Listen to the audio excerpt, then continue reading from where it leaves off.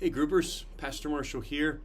Our next step in the Gospel of Mark. I hope you're enjoying the study as much as I am.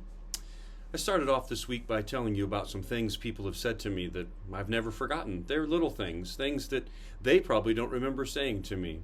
What is something positive that someone has said to you that you doubt that they remember, but you certainly do?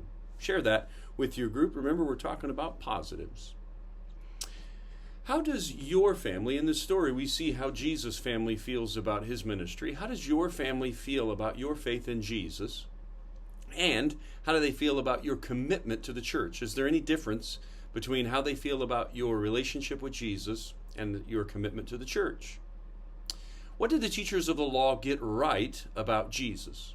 And what did they get wrong? And what are some of the places that we get Jesus' authority wrong in the church today? Is there any idea in your mind about how we can fix this problem? Can you think of any examples today of people who attack the church using the most ridiculous logic? It's inconceivable. Or, as Spock said, that's highly illogical. What are some ways that people are attacking the church today that just is illogical in your mind? Now, Jesus tells parable about Satan, strong man, robber comes, verses 23 through 27 in our text. What does these verses teach us about Satan? What do they teach us about his goals and his tactics in the world? Was there ever a time, next think about this, was there ever a time in your life when you believe you committed the unpardonable sin? Did you think that because of the grossness of your sin? Or did you think that at the time because you didn't understand this verse?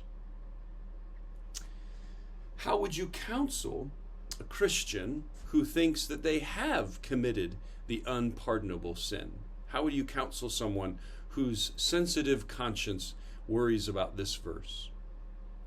Well, Jesus' family spends 30 years with him, so clearly proximity to Jesus is not enough. What matters is allegiance. What would you think that allegiance to Jesus looks like today? And how can we help our kids who are raised in the church, they've got no proximity issues, how can we raise our kids who are raised in the church move from proximity to allegiance? Well, every week, just a quick reminder about what we talked about for application. And I talked about a few things. Maybe you hung your hat on one of two of them.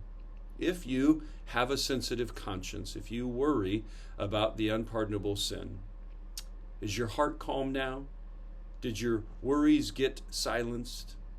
And if you're a mama or papa bear and you're worried about your kids because of where they are right now in their relationship with Jesus or where they are right now in their relationship with the church, and your mama and papa bear radar goes off in some of these passages, how did you start loving them unconditionally this week instead of talking about their relationship with Jesus or the church?